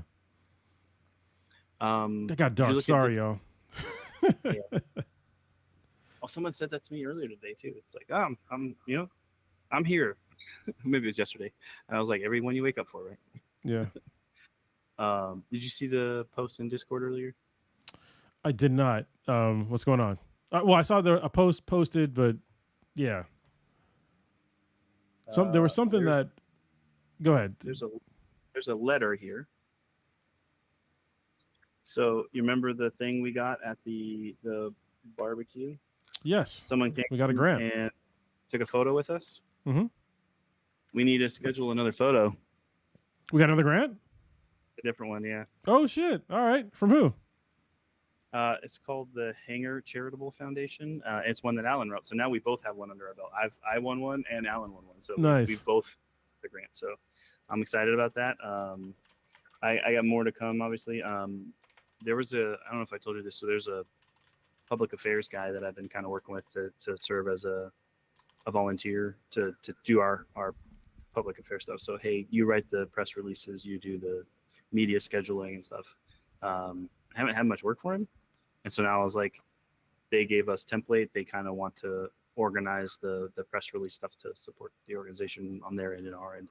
So I was like, can I send you this template and you do the press release write up so I don't have to do that work? And he's just like, what's the deadline? Well, I don't know yet because they're going to have, the whatever day they can come do the big check photo. But unlike the other group, like they already sent the check. So I'll worry about that later. I wanted to make sure that it's good, like, because they want to do the photo. Yeah. But I'm like, does that mean I have to wait until I've taken the photo before I do this check? Where do you send this check? I'll call them tomorrow, or not tomorrow, but maybe Friday or Monday, and make sure. But yeah, same amount. So I was like, whoo. Awesome. Make progress, man. Yeah, every little bit. And the second one ticking through doesn't feel like a fluke. That's where it was like that first one. I was like, man, that could just happen. Maybe they're just easier to get. But two, and then I'm hopefully they keep ticking through. We've put in like 30 grant applications. So I mean, law of averages, right? So it's got to go through. But also, I mean, we have made you specifically, obviously the organization I helped start, but I've had to take a step back for reasons. But you put in so much work with others to keep this. Hold on a second, Riley. You're good. Sorry. You're good. I'm getting the open back ones for the next monitor set, so that way I can still hear dialogue in the room too. So I was like, I've realized something. I'm like, I can't hear anything. What'd you say? Yeah. Well, she knows usually like I can't hear. So anyway, so much work has been put in from you to get this first of all started, kept it like going and like really advancing it while you were an active Marine, which has been incredible. and now we've come so far in like what 2 years, like yeah, pretty much. I mean, so yeah, I remember I didn't say thing. There we go. Yeah. So I mean, 3 in December technically, right? So 2021, but like yeah, that's right. Yeah. I would normally say, but it takes a while to get things going. Not with my dumbass going and getting us an ambulance within 30 days of starting the thing. So I mean, we kind of had to hit the ground running at least a little bit of some stuff. Like it was. Yeah. And now there's what there's at least 2 or 3 ambos now. So we have and a bus, and a property. Yeah, and a trailer and a property. Yeah. So that's a lot. Yeah. And my goal right now, the short-term goal, we got to get the shop up and running in the garage at the new house, and just enough so that we can finish and make Roadrunner 1 like presentable, like look like a pretty clean camper. Like I want to panel everything. I want to try to get the floor in before January 23rd. That's kind of I think that's the right date. Is it the King of Hammers? Hammers, yeah, King of the Motos and King of the Hammers. So we'll go out there for that whole event. I won't be camping out there the whole time. But remember, we did manage to get that camper group camping out on the other property in 23. Right? Yeah. Mm-hmm. And so a couple of them have expressed interest in potentially setting up their rig in the booth also. So we might be able to have two ambulances kind of like squeezed into the booth space. That'd be cool. So this is our specific branded one. Here's the table. We can talk through something, and then you can look at another one. That would give us, at least a second or maybe second and third person to hang out around the booth, talk about the mission, talk about ambulance living, different pieces that they know. They won't know. None of them are going to be able to talk about Rescue Residence's mission like I can, or like Maddie could, or like you could. So we'll only need to complement whoever those campers are. Yeah. But I mean, these guys would potentially want to come with us because then they get to go to King of the Hammers for free. Yeah, and honestly, like I forget the couple, but like it was an older couple. They had like this insane setup. I don't want to say insane. It was a really nice setup. And this guy, like, he's like an engineer, and like, say again. Talking about Orig, the yellow one, right? The yellow one, yeah. It was that was incredible. Like the way that they like engineered like this like different layer system to like keep it insulated, and like they had like this, like when they rolled up, like they basically made like a living room outside, like within like a matter of minutes. And it was just it's crazy, like the amount of ingenuity that they put into this rig. And it like, if are they one of the ones that are trying to come out? So right now, so I've started bringing all of them, and then anybody new I'm connecting with into at least a chat group, and I need to bring the board in, but I wanted to kind of talk to just the camper folks first. Yeah. And then what you remember Najifa? She said, yes. Oh, she had the new one, right? They had just bought it. Yeah. It was their very first trip out. So she's expressed an interest in helping do the planning for the event for next year. So do the same kind of camp out. So she'll help the board. So have the board, like we'll build a committee out of just 2 or 3 of y'all, and then let her like kind of complement it with maybe 1 or 2 other volunteers too to help plan the whole event. So that way, I don't have to do the planning for each of the events. Hey, get us a couple of music acts, build a schedule of events, like do all the normal event planning stuff. She said that sounds kind of fun. She might be interested in that. So that'd be nice to have someone else outside of just the board, I think. Yeah.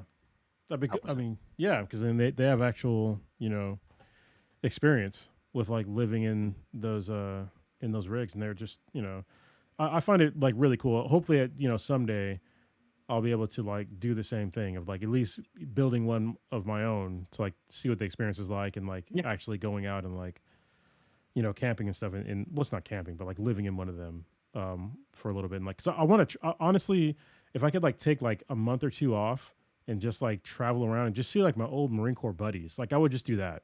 You know what I mean? Just to like go out there and visit my buddies. And I think it'd be like a really cool like series to like do and like catch up on like with my old friends, and like showing people what it's like to like live in one, and like the ups and downs of what it's like. Because I think for a lot of folks, they don't know what it's like. They don't know like some of these spaces are like really nice to like live in.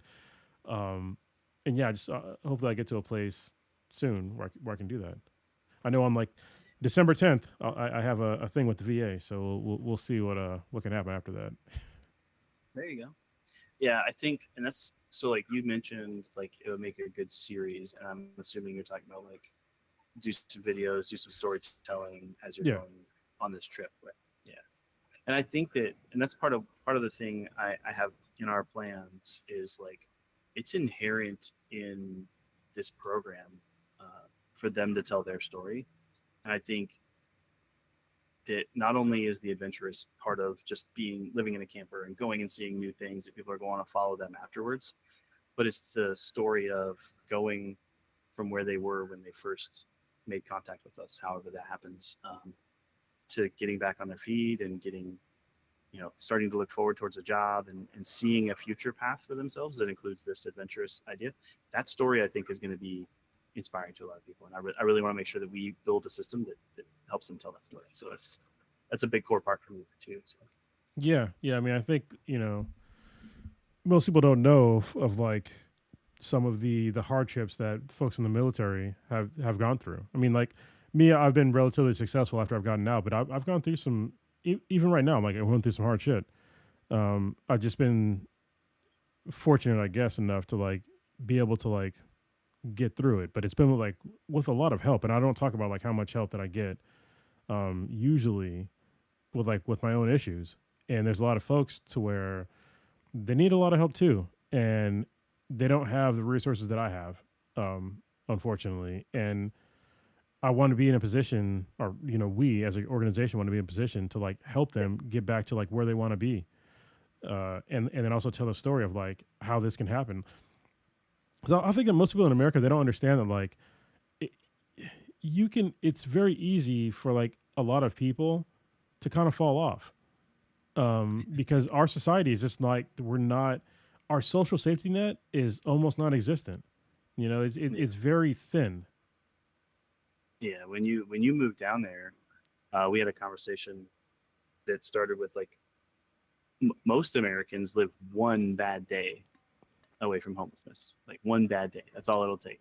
Yeah, And like you're like, luckily, I'm a little bit better off. I'm like one bad month, a full bad month away from it, and then yeah, you're like, and I'm getting really close to that whole bad month. Like I yeah, got closer.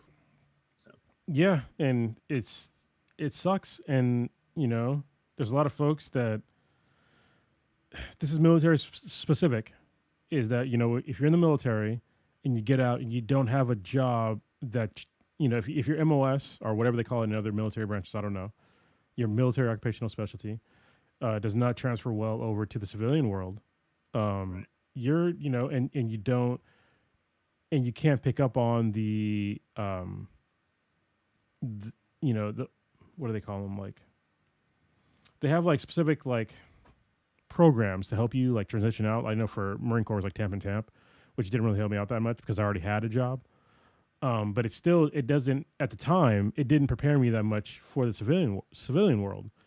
And if you're and this is me as like an IT guy, if you're a fucking grunt and you're coming from like literally fighting a war in Iraq or Afghanistan or anywhere else around the world, and then you get out, those that what you did in the Marine Corps in that role does not transfer well in the civilian world. Like not at all. Like you might say, oh, you could just be a cop. No, like I don't think an infantry person is a good cop.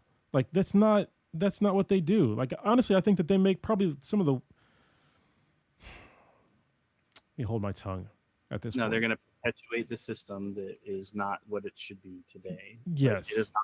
It is not a war fighting organization. It's a law enforcement organization. That does not mean Yes. that they're fighting the population that they're supposed to serve and protect. I Thank don't think you. that you watch your tongue to say those kinds of things. So I Okay. think that's so.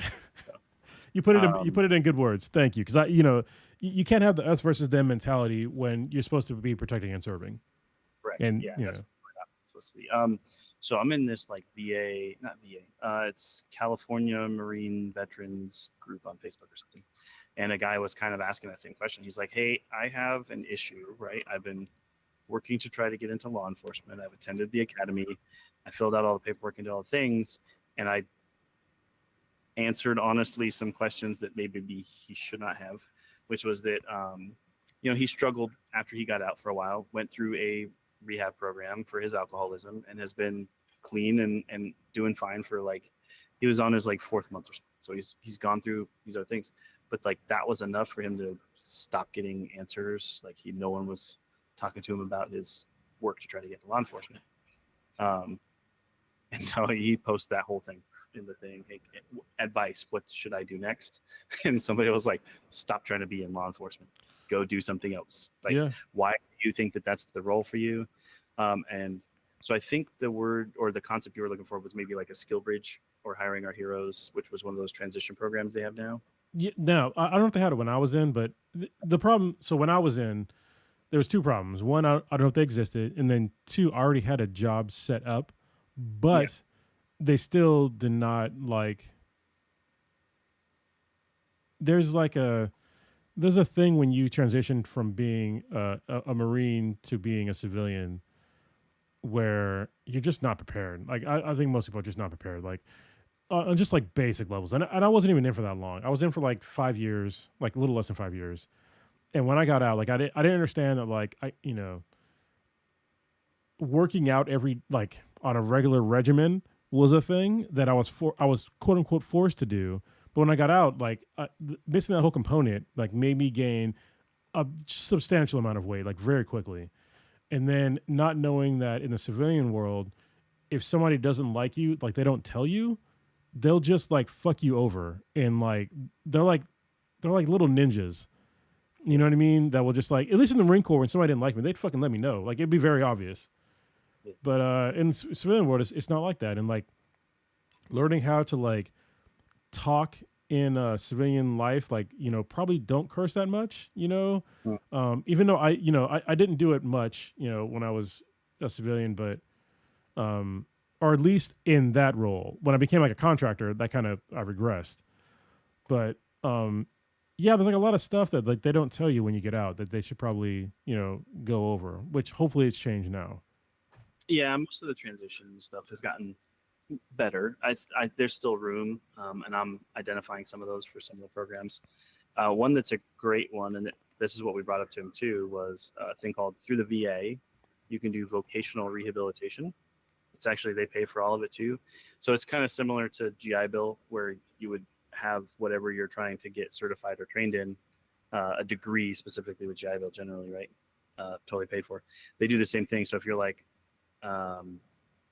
gonna get a certification or want to get CCNA or cyber CISSP, like you go through the vocational rehab, it's all paid for. Yeah, actually, there was when I went to that Veterans Day thing for my youngest daughter's school thing, which the first time I ever did one of those things. But I ended Yeah. up talking to like her best friend's like dad, who was in the Navy, and he got, I think he's medically retired, and he was talking about that program. I didn't know that existed. I think I could do it now, but I'm not going to rehab because like I'm doing what I want to do. I'm just Yeah. sort of Yeah. yeah. Yeah, I see. I mean, when we talk about it, I can tell you love it doing.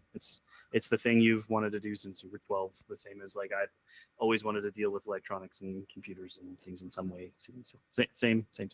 Yeah, but now it's like I mean it's losing its appeal now later in life, but it pays well. So yeah, it pays well. I mean, you can help me mod a video game. We'll be all right. Yeah, someday I gotta. That'd be nice actually.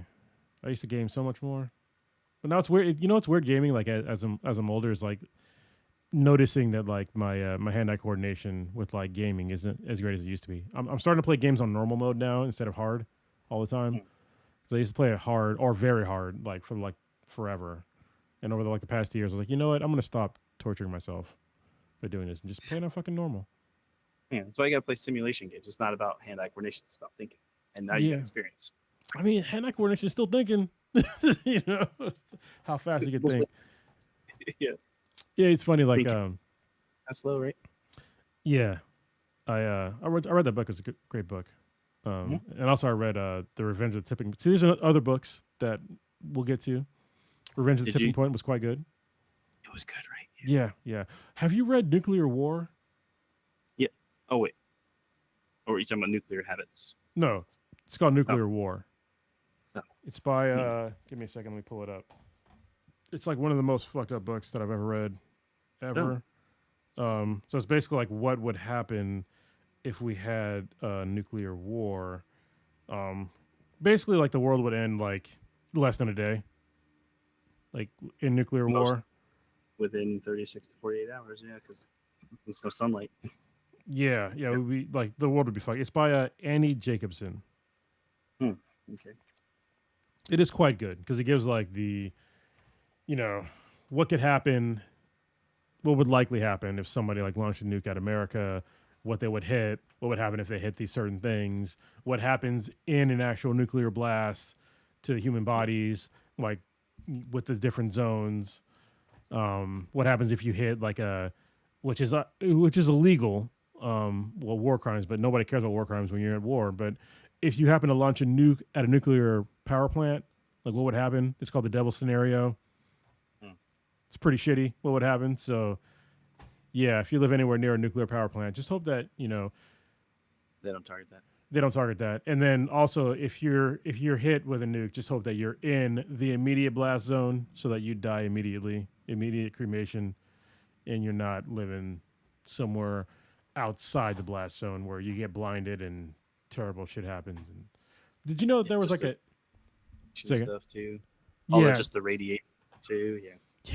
There was. Did you know there was some guy that actually, I forget his name, but there was a guy where he dropped like a radioactive isotope and it broke, and he got hit with like basically what would be like outside the blast zone, and they kept this dude alive for like, I think it was like 20 something days. He was Japanese. Yeah, and he was fucked. Like you would not want to live through that. So this was I remember. So Addison has listened to that one, like a podcast or something that broke that down several Mm. times. It's just for some reason she really wanted to. Addison And it's listened to like, that one. mhm. Jesus, all right. So like because it was like this series she was watching on like the worst accidents ever or whatever. Yeah. And so they got like this process that they had was for refining it, and they had to like literally carry a bucket that was filled with the stuff. But because the isotope was heavy, it would always sit low in the bucket. So you're holding the bucket, you're fine actually. And then you poured it into this other thing, and like something happened where he dropped it, and then once it spills out, then it's out. And so that was like, yeah, he was exposed at that point.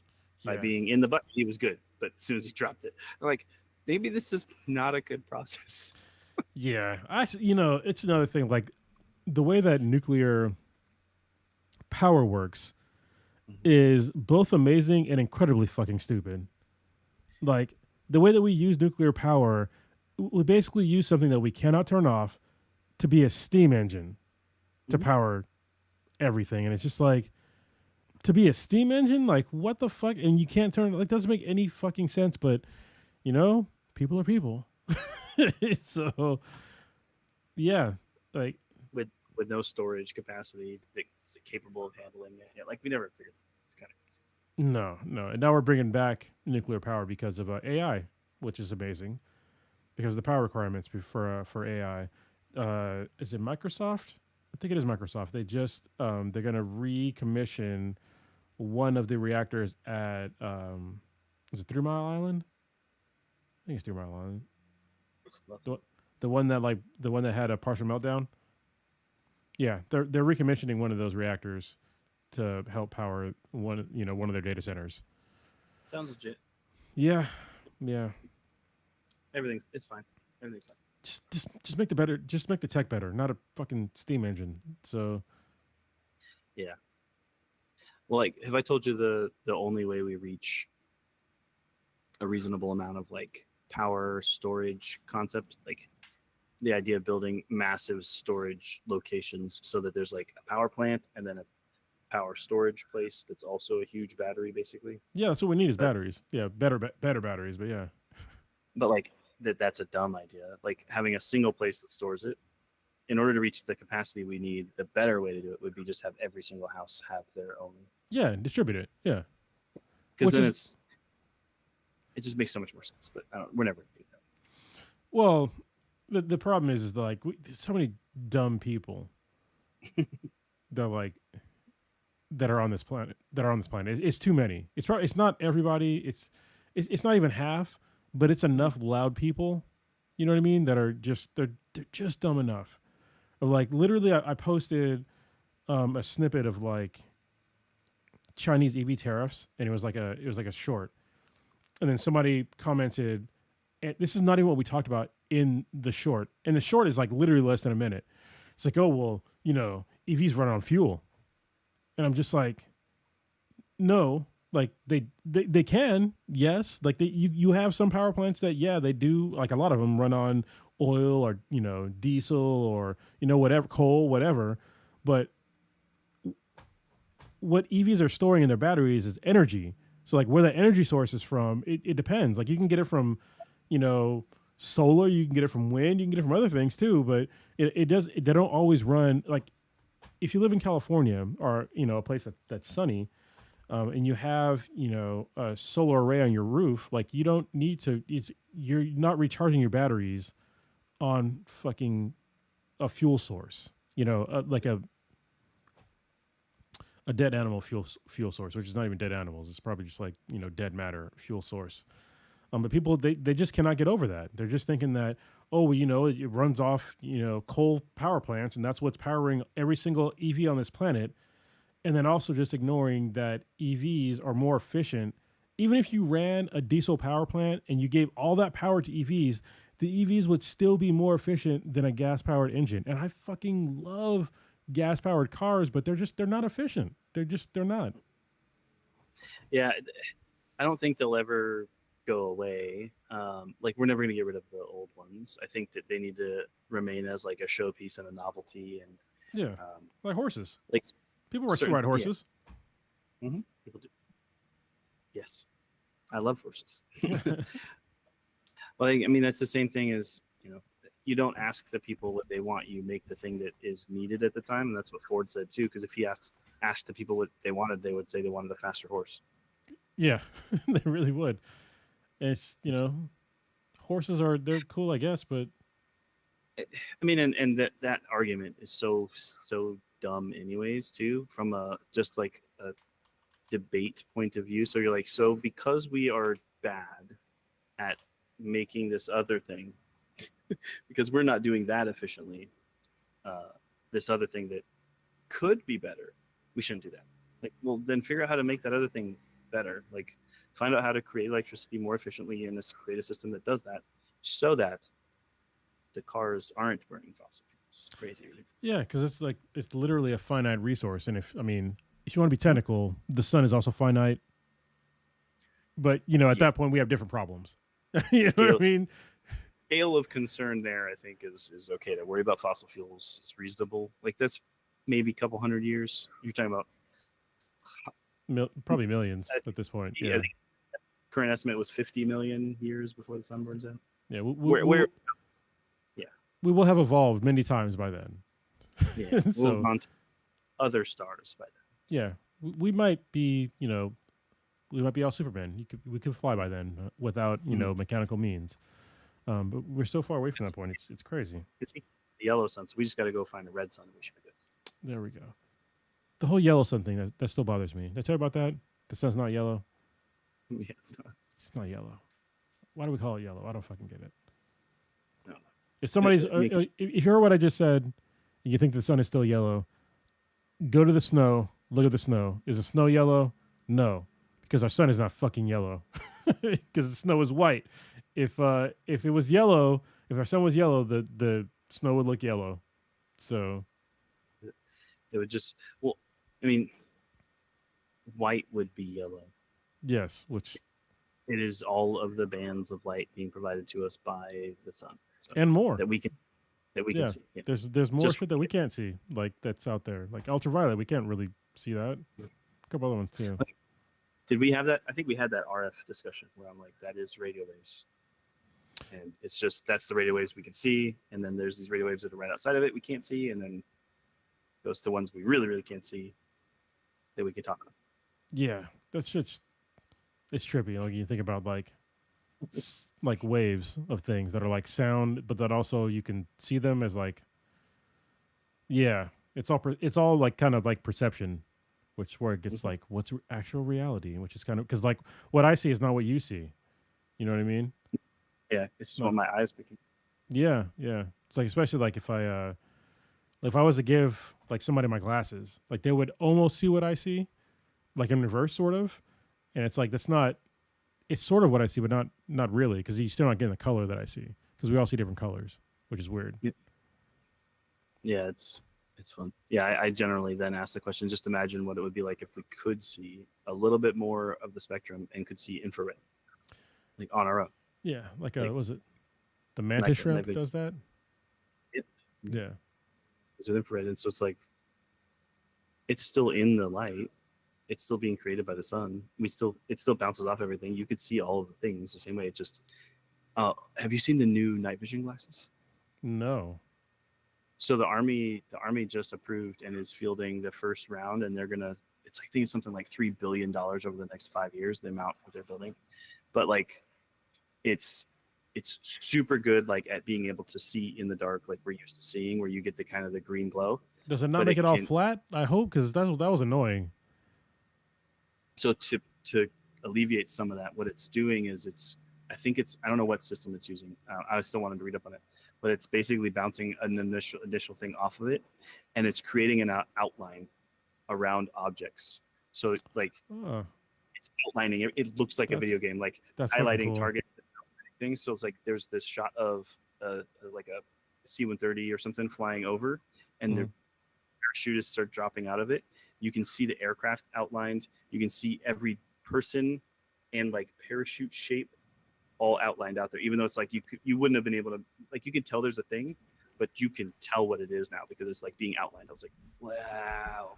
That's cool. Yeah, that's useful because like one of the things that was so when I used NVGs back when I was in the Corps was like it flattened everything. Like yeah, you can see, but like your depth perception was like basically fucking gone.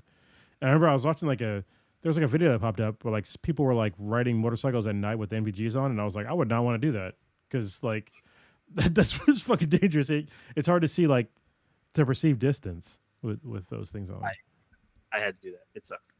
Yeah. So like luck, and then so you probably were still working with like single eye, like single lens depth is gone, right? Because you have to like look through just one and it's flat. Yeah. Most of the Scout Rider setup ones we did, they would have double, so you're getting a separate image into each eye, which gives you a little bit better depth perception. But Hmm. it still kind of sucked. Yeah. Yeah. These are two lens, so that's helpful too. We're getting there. It's all good. I would look it up. Super cool looking video. All right. Well, this went way longer than I thought I was going to do. And I didn't even talk about Kendrick Lamar.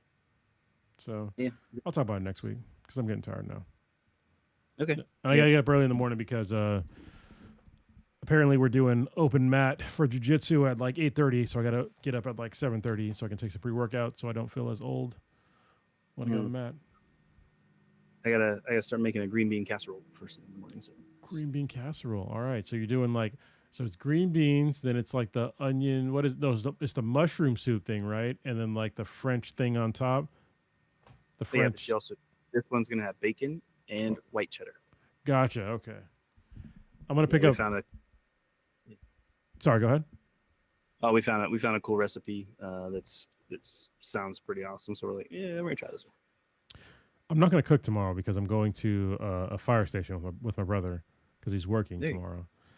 So just pick up something that's like pre-made. It's fine. So in the morning, I'm gonna brave a grocery store and pick up like some cookies or some shit, and then hopefully have fun. I haven't been to a fire station in a while, and hopefully my youngest will like it because I haven't taken her to like an actual fire station before. My oldest I have though, and she had tons of fun.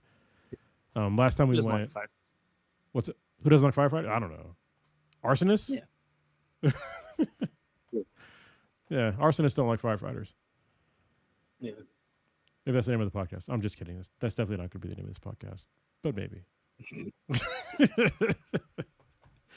I took my oldest because my brother invited us to go like on a ride along in a fire truck, and they got a call during the time, and it was like somebody got hit by a car and like fucked up their leg, and this is like when my oldest was like young. She was like maybe 10. And I was just like, yeah, don't look. Like, we're just going to look away. Like, you can't look at this person that's fucked up. And luckily, she didn't. I had to, like, convince her to, like, not to look. Because he got jacked up. But what's she doing now? She's a welder. Oh, I knew.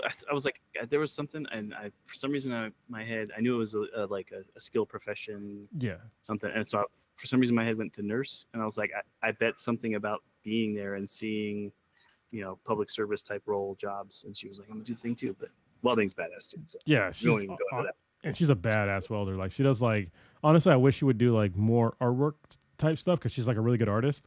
But I mean, she's her own person now. So, and she's really good at what she does. She's really good at welding. She actually does welding artwork now too. It's like kind of on the side.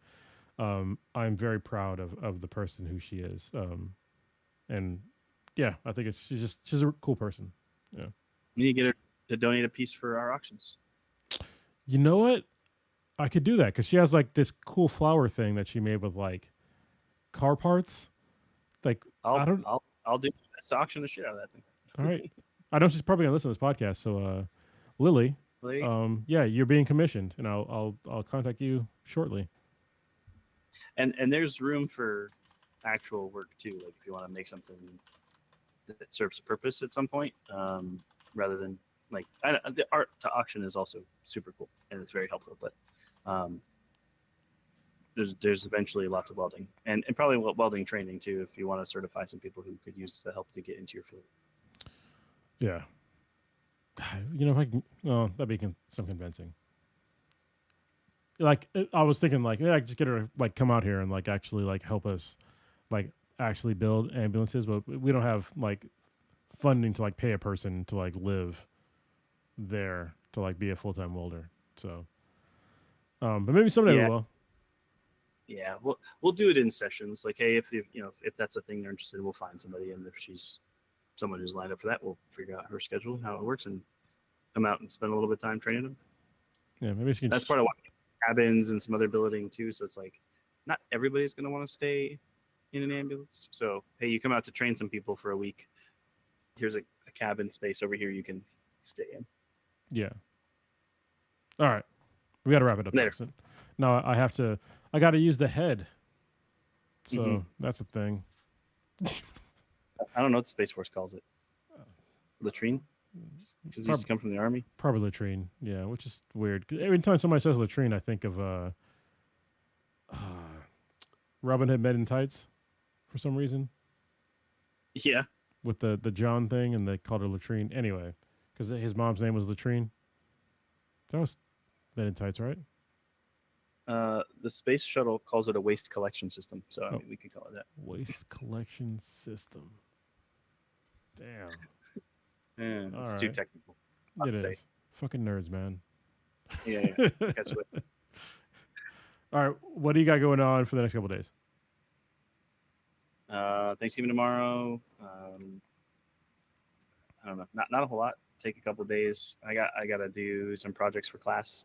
I need to finish writing a memorandum of agreement between STA and TUMEF. I need to figure out what we're doing for press release for this Hangar Foundation thing. Hopefully get the workshop out of the house set up a little bit. Start figuring out how we're going to build that up, and 3D print some stuff. Awesome. You got a new printer. I got to watch the video. I Mm-hmm. haven't watched it because I was like kind of busy. I was I'll tell you about afterwards, personal stuff. But is that all you got? That's it. All right. So for me, I'm going to do some stuff around the house soon to make my living situation, I guess, a little bit better. Even though it's not bad or anything, I live in a fucking house that I pay for. But I want to make a space to where I can like actually like sit down and kind of like meditate and stuff. I've been getting into like some metaphysical shit, I guess, so to speak. I have a singing bowl, which if you're not familiar with a singing bowl, it's a kind of a cool thing. I bought a crystal one with the help of a friend of mine, which is nice. Now I got to buy some more because apparently you can't have just one. So, but I want to make a space to where I can have like an altar for like the people that I've lost, and just have like a space for just like me in my house, besides like my office, which is like, this is not like a space for like that kind of stuff. So got to make another space for that kind of stuff. And I'm looking forward to moving forward with that. Nice. So yeah, and that's it. And let's see, what does Old Ninja always say? Like and subscribe. You can see us at we have a website called benhabproductions.com/BTI. You can follow us anywhere at BTI. You know, we're on iTunes, Amazon, YouTube, you know, X, even, or Twitter or whatever, even though we're probably going to jump off of that sometime soon. We're on Blue Sky. We're everywhere. So if you're on a place that has like media and we're not on there, hit us up and we'll get on there. So as long as you don't have to pay money for it. And even then, maybe. Yeah. So I listen on Spotify works too. Yeah, we're on Spotify too. So there you go. We're everywhere. All right. Yeah. And with that, we're out of here. See ya. Peace. Oh, press the wrong button. Where's the right button? It happens. Yeah, it does. It's over there. Yeah, there it is. I found it.